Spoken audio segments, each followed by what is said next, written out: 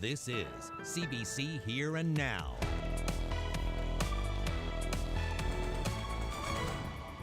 Some citizens in Harbour Grace say they don't like the way politics are run in this small town.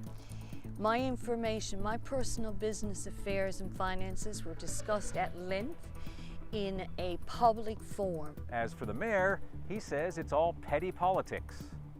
We're going to continue the temperature roller coaster ride as we head through midweek. We're going to see some warmer air moving in. A growing wait list has one heart patient looking to Ontario for surgery. There's a lot of people like myself who are just healthy enough to not need it immediately, but just waiting and waiting and waiting and waiting. Coming up on Here and Now. Good evening and welcome to Here and Now. I'm Anthony Germain. And I'm Carolyn Stokes, and that's our top story tonight, the growing wait list for elective open heart surgeries. In this province, that list has grown during the pandemic. A man in St. John's has been waiting for more than a year. Now he plans to travel to Ontario for the treatment he needs. Here and Now's Mark Quinn has that story. This is Jack Eastwood back in March. At this point, he'd already been waiting 5 months for open heart surgery, and concerns about COVID-19 were growing. I'm more concerned about this than I have been ever before about my own health. But what Eastwood needs has become more difficult to get. Eastern Health confirms that since spring, its wait list for elective open heart surgery has grown from 120 to 170 patients. I'd like to assure them that we are working on a plan. It's a challenge. But we have a plan. We will catch up. Eastwood says the care he's been getting from his doctors is excellent, but one of his arteries is 90% blocked, and waiting for a coronary bypass is stressful. Every day, sort of thinking, should I go out in the woods, by myself? Should I, what happens if I have an incident, if I'm walking with one of my friends? What happens if all of those things, it's always there. Health officials told Eastwood he can leave the province for surgery, so that's what he's trying to do. He's been reaching out to hospitals in Quebec and Ontario since August. I'm not trying to jump the queue or anything. I would like to get on with life, and they said you could pursue it, so I did. And this month, an Ottawa hospital told Eastwood that it is considering taking on his case. That's kind of where I am now. At the present moment, I'm a little bit hopeful. The chief of cardiac care at Eastern Health can't talk about individual cases, but he says urgent surgeries have been done in this province throughout the pandemic and continue to be done now. We encourage all our patients to be in touch very closely with our cardiac surgery coordinator, and we will admit them. If we think that someone's not doing well or shows any of these red flags, it's time to get in the hospital. And we are here as a heart team, and you can go to surgery tonight if you need to go tonight. Eastwood hopes it doesn't come to that. He fears he may suffer heart damage or worse if his case goes from elective to urgent while he waits. Connors is reassuring patients. He says staff at Eastern Health are working overtime and even volunteering to try to catch up with the backlog of surgeries. Mark Quinn, CBC News, St. John's. Well, already there is reaction to this CBC story that aired on radio and was published online earlier today. The Progressive Conservatives' health critic is now calling on the provincial government to prioritize cardiac care and devote more resources to it. Things need to be done. We fell behind with COVID, and we understand nobody's fault there. But as we started to move and open up things, we've been lobbying for months. And the months have been lobbying about opening up services, particularly around healthcare. Whatever else you have to do, whatever the resources you have to put in play, that's primarily the most important thing that we deal with people right now. It's their level of health. When you're dealing with anything that's cardiac related, I think that should be the immediate emergency and the immediate priority.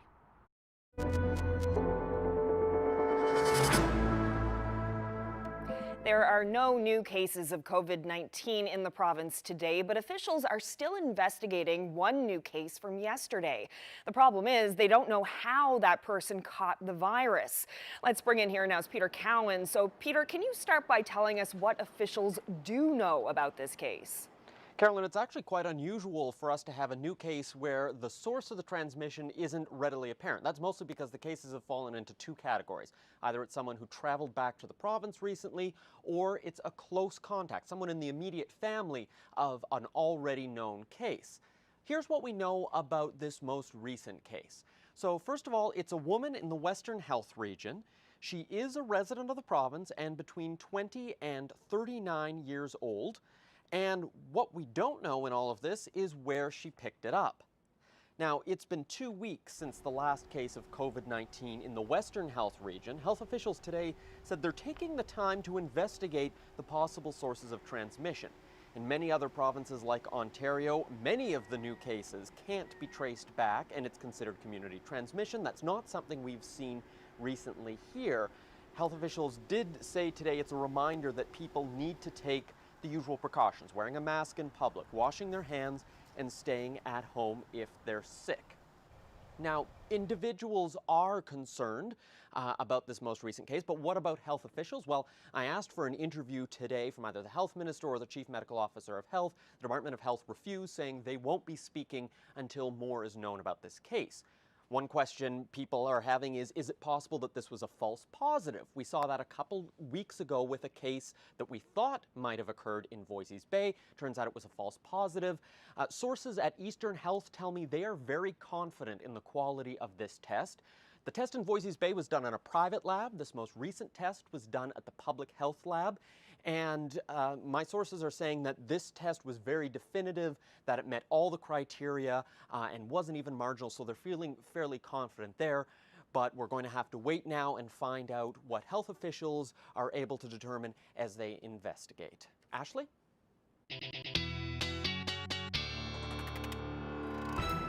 Thanks, Peter. Today was very much a day to stay inside. Chilly temperatures across the board, only seeing a high near 4 degrees in St. John. Similar temperatures pretty much across the island. And then a little chilly up through Labrador as well. -1 in Happy Valley, Goose Bay, 3 degrees in Lab City. And that temperature has actually climbed through the day.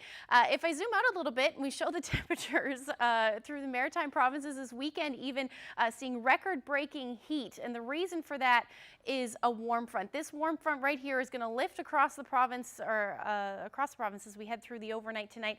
That is going to bring in some milder air, and this mild air is generally going to stick with us as we head through the next couple of days, certainly into midweek, and then we'll see a drop in those temperatures. But I'll have all those details coming up.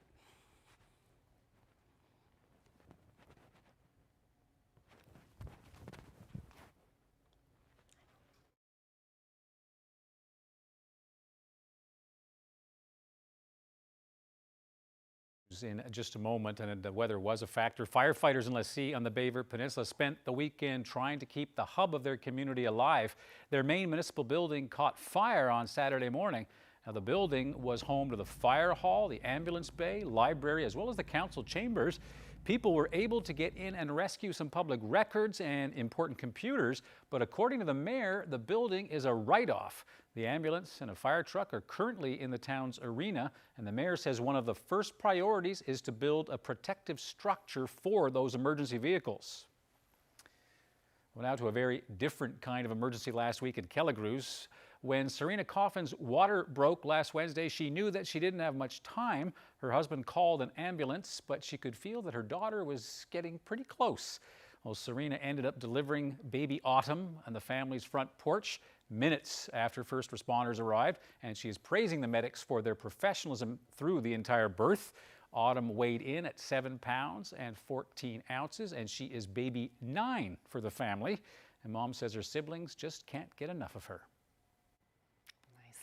Well, following the success of this summer's pedestrian mall in downtown St. John's, City Council has voted to hold a holiday market this December.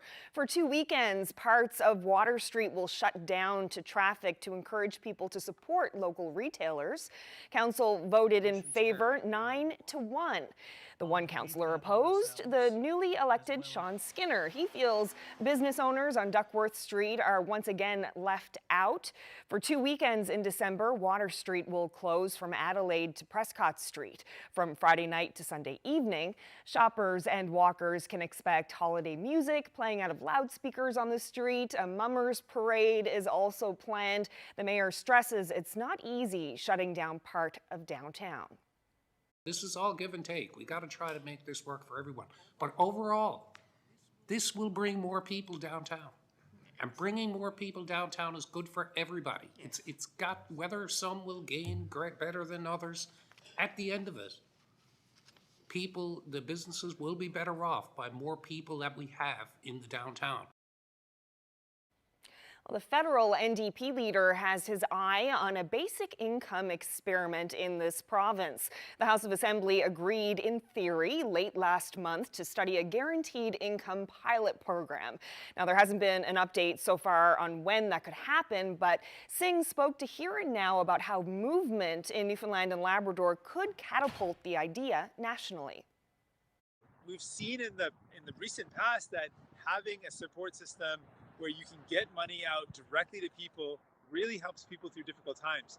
We need to make that a more permanent part of what it means to have a social safety net in Canada. But we could work with what happens in Newfoundland and Labrador, use that evidence, compare that with what it's like in other communities and other urban centers, other rural communities, the north, and then have a real picture of what it would take to bring about some real supports, and also understand some of the misconceptions. There's some people that say that giving people support like this is going to discourage work. Well, some of the early evidence in Ontario showed that no, in fact, when you gave someone a little bit of support, it actually allowed them to find better work, and it allowed them to lift their children out of poverty. There was a lot of benefits. So doing the pilot project is a way to get the evidence to make the case better, and also to figure out where we need to put our efforts.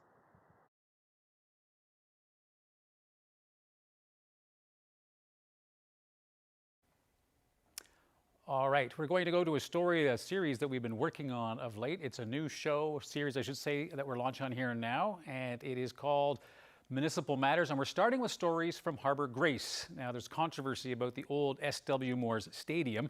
Fitz's Welding acquired that stadium through a leasing arrangement, and after refitting it, the business was a success, a major employer, but COVID hit it hard and that business went bankrupt. The town's mayor, Don Coombs, wants to sell the building for about $380,000, even though the building was appraised to be worth well more than $1 million. The former owner of that business is upset that private financial information was made public, and she insists the building shouldn't just be given away as a bargain, and that's an issue that has split town council. We upgraded the electrical. We've created office spaces upstairs. Susan Fitzgerald says her family invested a lot of money and sweat to get Fitz's Welding up and running. Before COVID-19, success. There was a period of time where we ran 2 shifts. After COVID hit, a lot of Fitz's work with hospitals soon vanished. Cash flow stopped, bankruptcy. You put your heart and soul into it. You work night and day, Sunday to Sunday. You don't walk away, and you try everything. So it's hard. It's hard to admit defeat, and it's hard to experience the impacts of what a bankruptcy is. I don't wish it on anybody. Fitz's Welding is now deserted, the building's future in limbo. Mayor Don Coombs wants to sell it and get people back to work soon. It's unfortunate, it was a great employer in the town, and it's gone, it's over. 2 appraisals say the building is worth more than $1 million. But Coombs says by law, the town can't sell it for more than $382,000. Any money above that would just go to pay off the creditors. Fitzgerald says that makes no sense. I'm not impressed. It's a good bargain for somebody who's out there looking to buy a facility, but I'm not impressed. That building is worth over $1 million. Fitzgerald says she's worried by what Mayor Coombs said at a recent town hall meeting about a friend who's interested in the building. I had a call from a friend that's an owner at Councillor Byrne, and we had some different words. I told him what council stood and where it stood, and he advised at that time that we can't do what we're doing, but we moved ahead right up until 2 weeks ago when this came to our solicitor from Mr. Spencer, and Mr. Spencer tells us under the Bankruptcy and Insolvency Act that there's nothing we can do. We can get up to $382,000 if we... That's fine. If that's what it is, that's what it is, but I want another legal opinion on it. I want a copy of the... Could look as if you are talking about trying to sell a building that's worth more than $1 million for $400,000 to a friend. Yeah, but no, it's... I guess people could see that. Yeah, he's a friend of mine, and him and other partners have entered into it, but they were the highest bidder. It has nothing to do with me. I told him we weren't going to do it that way, and then he said, "Well, you have. I suppose we're still friends. You can't do what we're saying." Now, Mayor Coombs says the law simply ties his hands. Councillors have demanded another legal opinion on this matter, so the sale of the old stadium is on hold for now. We're going to have some more stories about Harbour Grace in the coming days. Now, if there is a municipal matter that you'd like me to look into, please send me an email at the address on your screen, and the Here and Now team will do our very best to look into that.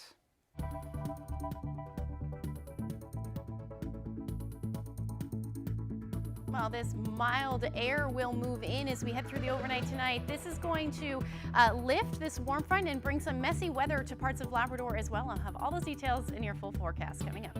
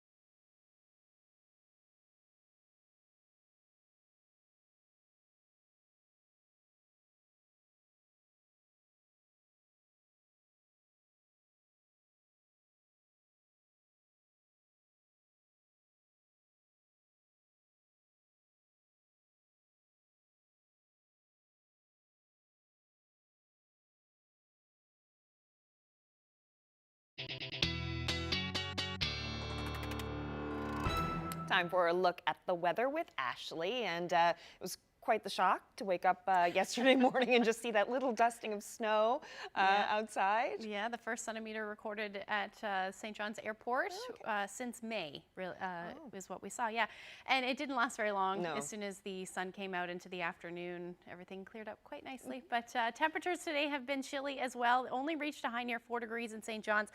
Similar temperatures across the board, and then -1 in Happy Valley Goose Bay. Those temperatures are starting to drop though, sitting around -2 now. And we're seeing the mild temperatures, or rather the cool temperatures, continue across the island.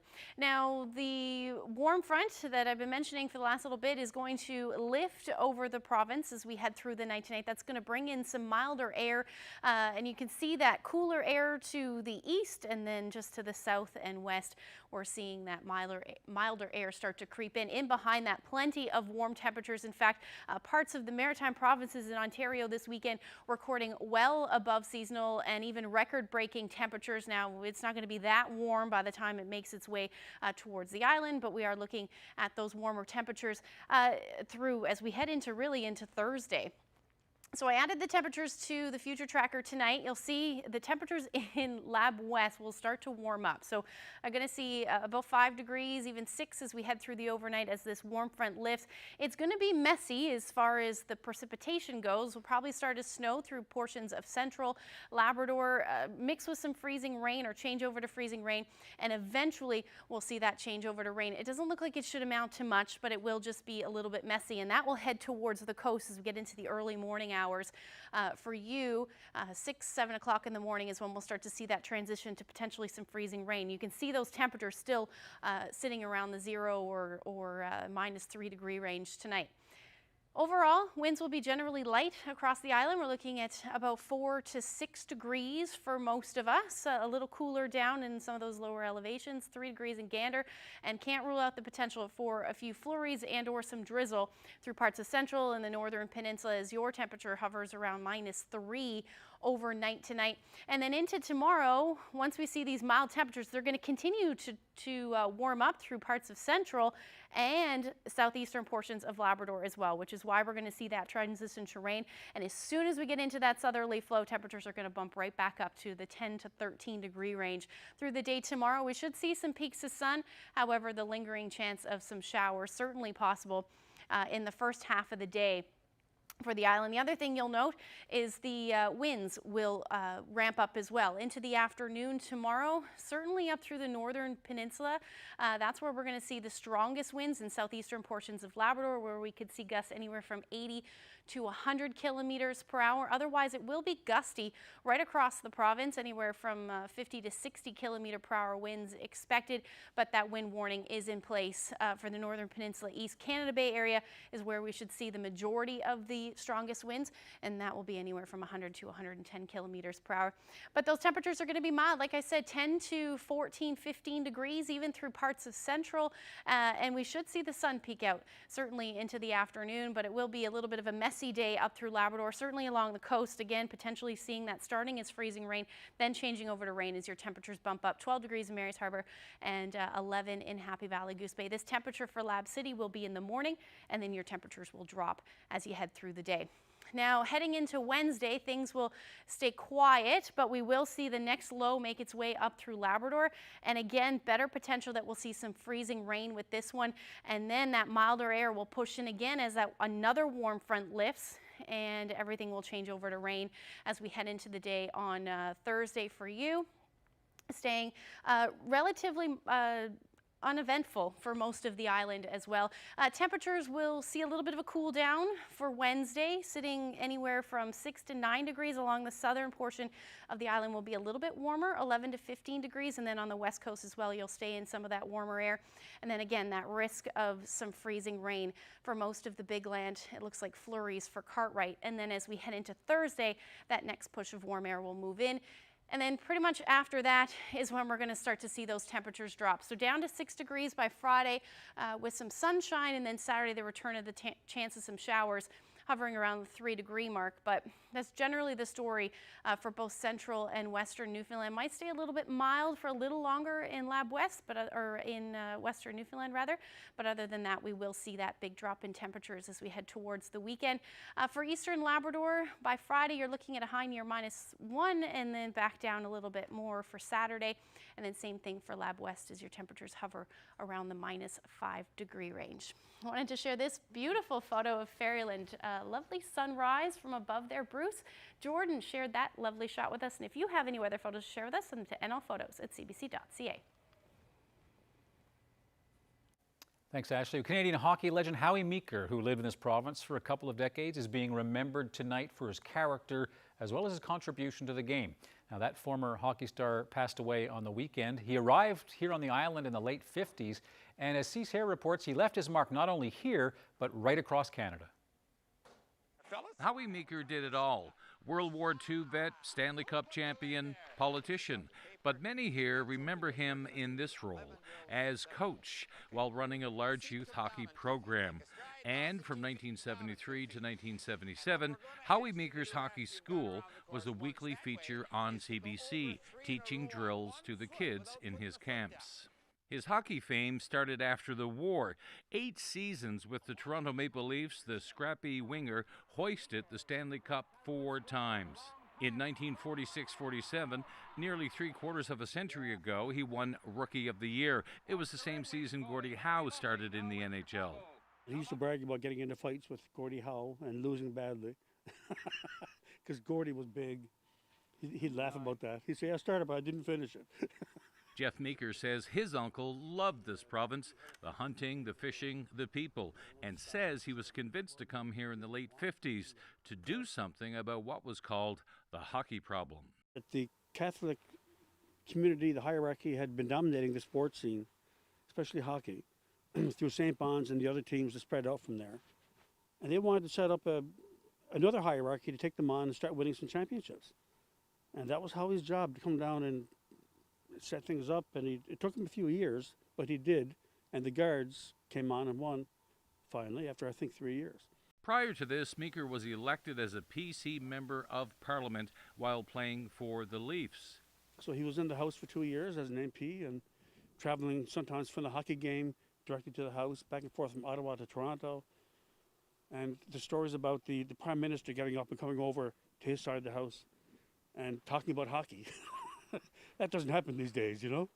Once he arrived here, Meeker dabbled with the hockey schools, local radio work, and as a spokesperson for major brands like Mattel. But it was Hockey Night in Canada in the 70s and 80s that made his name a household name. 10 years ago, he received the Order of Canada. 5 years ago, he received an honorary Doctor of Laws from Memorial University, telling students that decades living in Newfoundland taught him balance in life was essential. There's so many dimensions to Howie, but well, as a person, he was charismatic.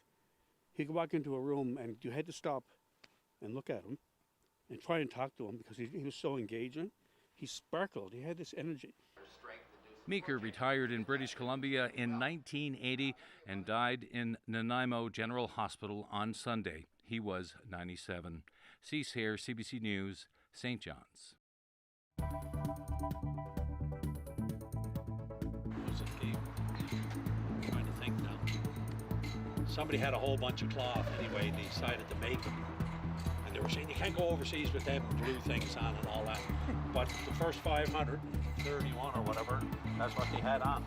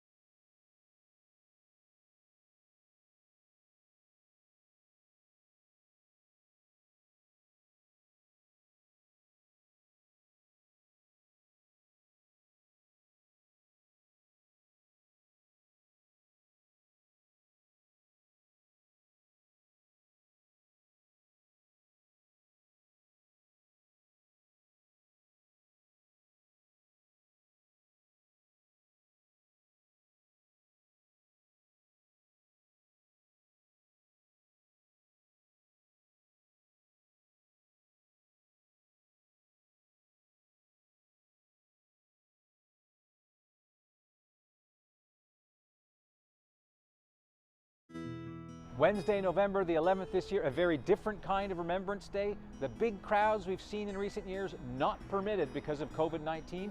CBC Newfoundland and Labrador brings you live coverage on Wednesday, November the 11th at 10:50, that's 10:20 in most parts of Labrador on CBC Radio 1.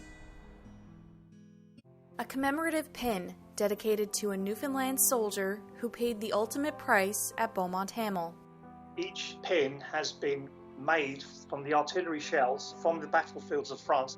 A UK man is looking to send the piece of family history home. I thought it would be so fantastic if we could actually find the family of this soldier. A heartwarming story reaching across the Atlantic. Hi, I'm Michael Jackman. I'm the nephew of Private Michael Jackman, number 733. Tune in for this special Remembrance Day story, Tuesday on Here and Now.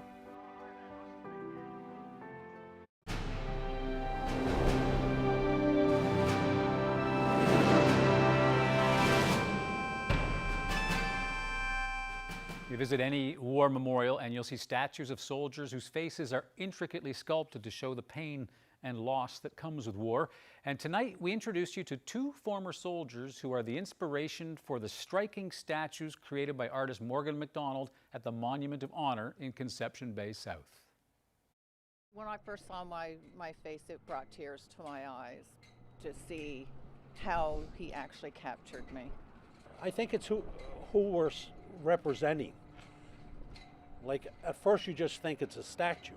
We both had family in the military, and now somebody's asked you to model a statue that represented a generation lost, technically, in the First World War. We're veterans. We've been through some of it. Like myself, I spent 6 years overseas doing this stuff, you know, which is a long time in a person's life. But I came back. These guys, a lot of people didn't. And so to be honored with that opportunity to represent them, and those that in future that may serve, it sort of makes you well up that you're standing here. A lot of close calls, but I'm still here. And it's just overwhelming, I guess. I was in awe of how beautiful they looked and how much of an honor it was to be able to be part of this whole project and to represent, I guess in my case, females and the modern day soldier. It is quite an honor. Honorary Lieutenant Colonel Wayne Miller first came up with this plan. I was only there to get him some uniforms. That's what it started out with, and told him how they were to be worn and all this, and he just came up and said, how would you like to be the model? And like, I was blown away.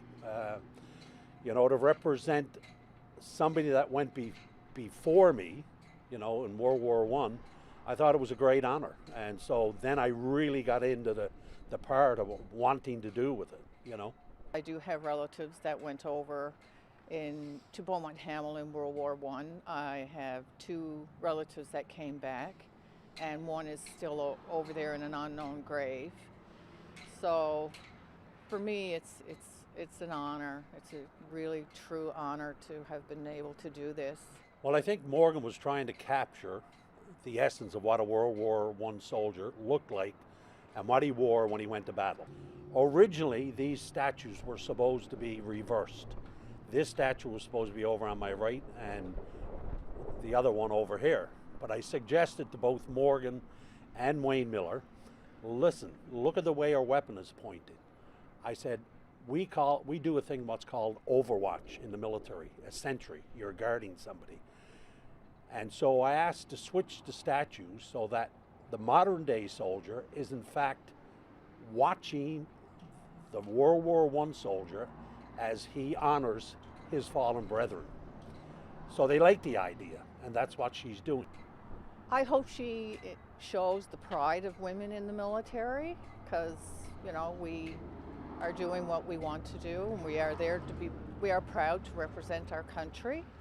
And I hope she shows, like, women do have strength and courage, and I hope that women that are here now and in the future can see her as a symbol of strength and courage, and to know that they can do anything that they want in life, no matter how hard it may be, whether it's in the army or the police or firefighters, anything. Women are strong enough to, they can do it.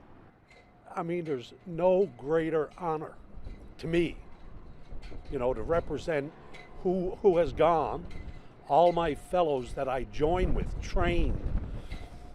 We lost 158 in Afghanistan, and I probably knew 100 of them, or served quite a few, you know, really, really close, good friends. I just got to add a part of this.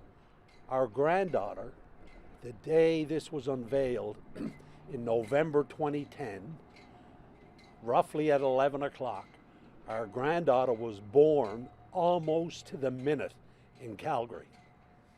So one day, we're hoping she'll get her and see what Nanny and Poppy was all about. Yeah. So nice. Yeah, great story, right? Oh, it's fantastic. Yeah.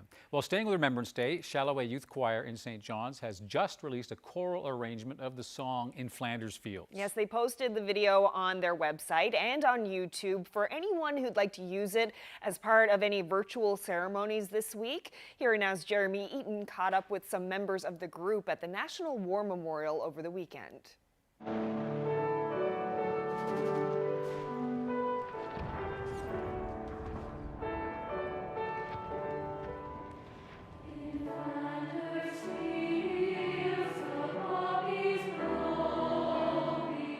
We thought this would be a really important project for people to hear this beautiful song, and also for our kids to really get to connect with those stories, to understand, to continue to use music as a way of remembering, as a way of honoring, as a way of living their lives.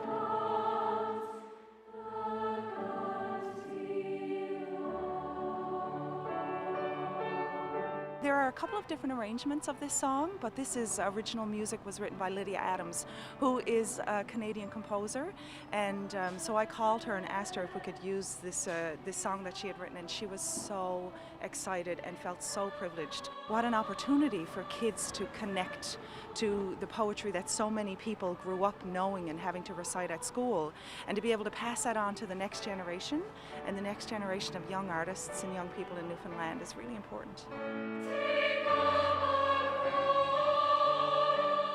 It's something that we learned about a lot in school. It's crazy kind of to think that people my age would have been at war right now, and I'm just kind of hanging out at home doing university.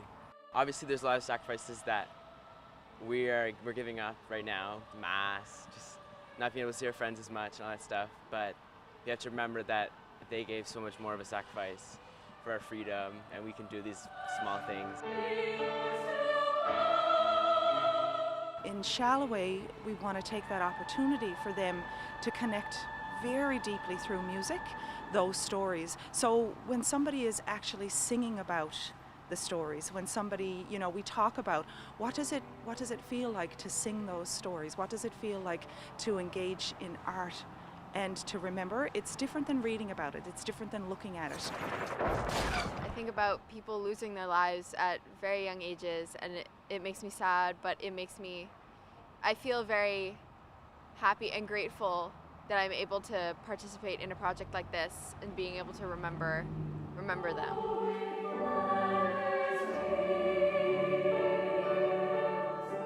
Now, the choir dedicates that performance to someone who spent his life sharing our province's stories, Larry Dowie. The Rooms archivist passed away suddenly last year, and Shalloway wanted to thank Larry for keeping the stories of Newfoundlanders and Labradorians alive for such a long time. Yeah. And if you would like to see the full version of Shalloway's performance of In Flanders Fields, you can go online and watch it there. The address is shalloway.ca, and there are audio and video copies that are free to download.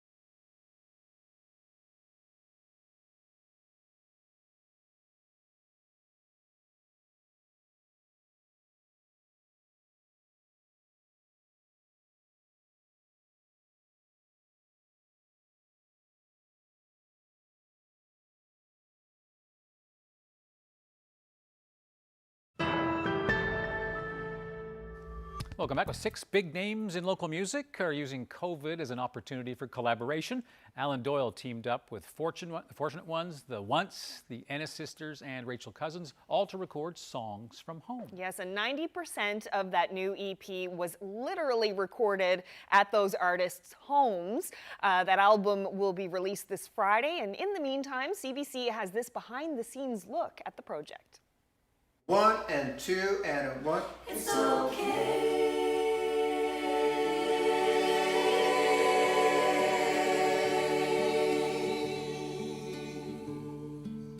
I think it's almost unspoken, the connection. You know, when you are an artist from here, especially a touring artist, there's an unspoken bond. You know what each other's life looks like, you know, on the road, creatively, whatever it is, and to actually be able to work together officially, you know, just strengthens that bond. They're very special people to us, so yeah, this is high time we work together in this way.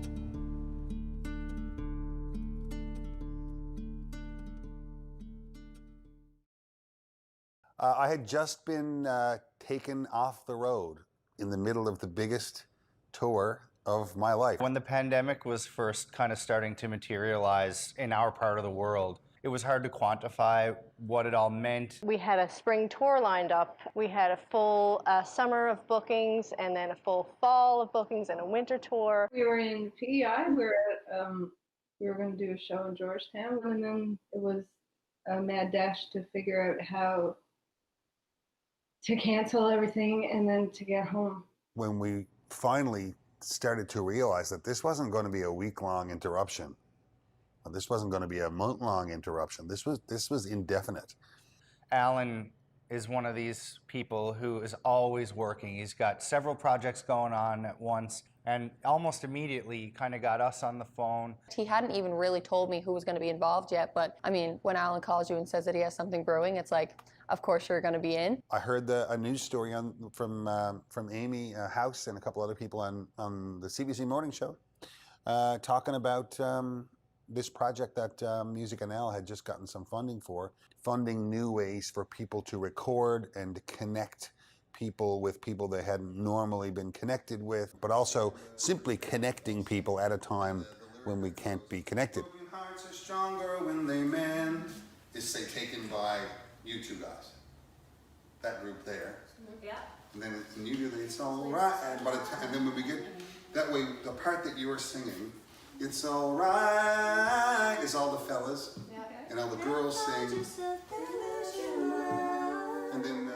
And so when Alan had this idea, it was really interesting to see how we were going to put all the pieces together and do this within the protocols. And so Alan said, I got this great idea. We're going to record songs in isolation. You're going to be at your place. Ennis are going to be at their place. The Ones are going to be here. Rachel's going to be here. I'm going to teach you how to record. We're always talking about having our own home studio. And Alan said, well, this is your chance now to put this together. So he helped us put together a studio so we could record our own vocals. Then we had all gotten into like the group chats and the emails, and there was like every day somebody was putting something else out on the table. About 90% of it was created while we were all in different parts of Newfoundland and stuck in our houses. And then towards the end of July, or very early in August is what I remember, the restrictions about visiting other people's bubbles and stuff lifted. So we went in and we were hanging out at Alan's studio, like a couple people at a time in the space. The choir, they would come in fours. So they would stay distance, and in fours they would sing their parts, and the string quartet would kind of, you know, be 6 feet apart from each other. It was so strange. I mean, obviously everything's so different, but just like every day was something new thrown on the table, and it just kind of fell together the way that it should have, really. It also gave it a sense of home, you know, that this was something that we could do, that we felt like would be fun for us to do, but would also demonstrate to the rest of the world what we were capable of, you know? And again, not just at the best of times, but in the worst of times. It seems to be where the good people of Newfoundland and Labrador shine the most. It's when times are rough. Let a day go by, because we're afraid to find a shadow on the sun. There's no perfect path to go, and there's a bump in every road.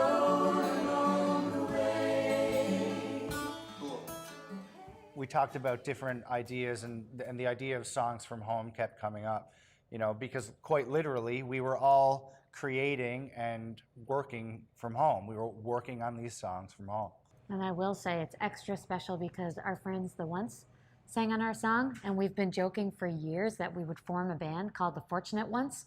So it's finally coming to fruition. Home has even taken on a more important meaning during this time. And so when the idea came around to have songs from home, I just loved it. And I think the music itself speaks for itself. It is a lovely, beautiful project, but how this all came together in a time when it seems impossible is truly the story. This industry is tough without a pandemic. You know, it's tough. It's a very tough thing to have to try and coordinate and But the passion that you have for music and for performing and making art and creating overcomes all of that. And there's always a way. I mean, this project is definitely proof of that we were able to find the ways to do this safely and still make this beautiful project and come together on that creative level. And I feel like it's also part of history in some way. And I love that we have that. Now we can go forward with that, and I can leave that with my daughter Rosie, and maybe she'll pass it on. Yeah, it's a really cool story. Yeah, it's a great story. Yeah. I love when an album is a real snapshot in time, and I think this is a bit like that. This is what life was like for 5 groups or artists from Newfoundland in 2020. I really struggled in the beginning of COVID, especially just because I don't do well with just isolating and not performing live. But I got a lot of liberation, I guess, out of writing how I felt and that kind of thing, and knowing that people were turning to music for comfort at that time. I think music has a way of almost giving you permission to feel whatever way you need to feel. You know, it's that there's a cathartic kind of response that music allows you to have, you know, and I think that's a pretty special thing. Music can communicate what we're all thinking and can't say, and it's what we all turn to when, you know, we're going through something. So hopefully this can be, you know, a little bit of comfort for people.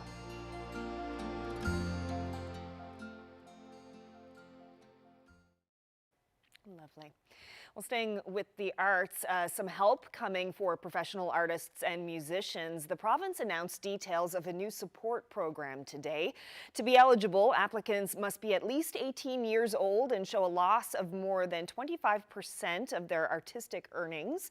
People who qualify can receive a one-time payment of up to $5,000. The program was announced in Budget 2020, but details about the eligibility criteria and potential payment amount are new today.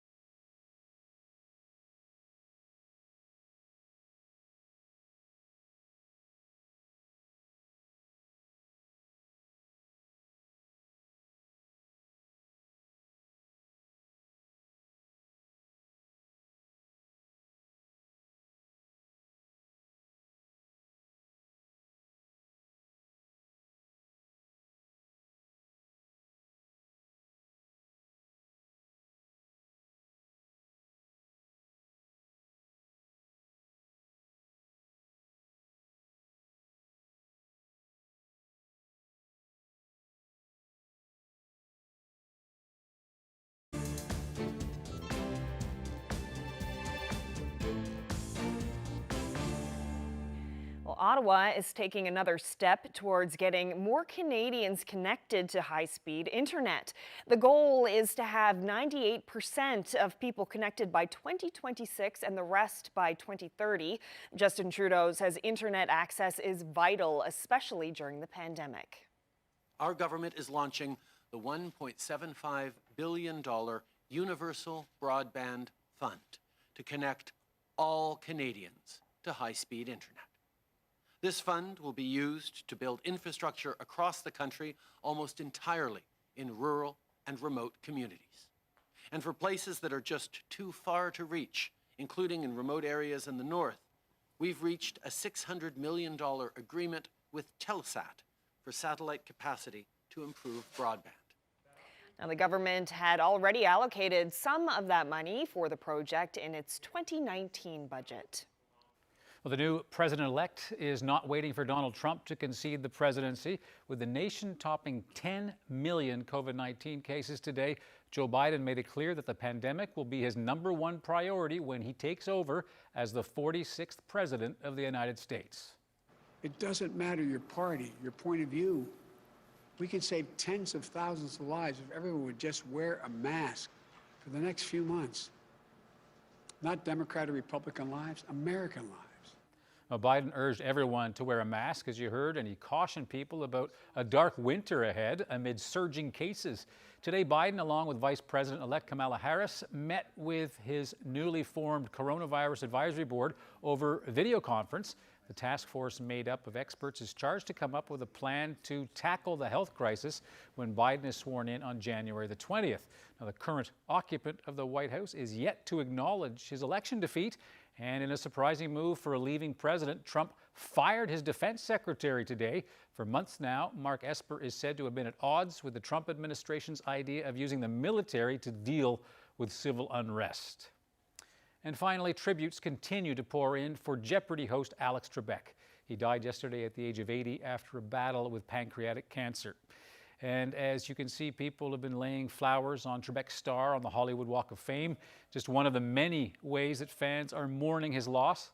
Trebek hosted Jeopardy for more than 3 decades, winning 6 consecutive daytime Emmys for Outstanding Game Show Host in the 1990s. He was originally from Sudbury, Ontario.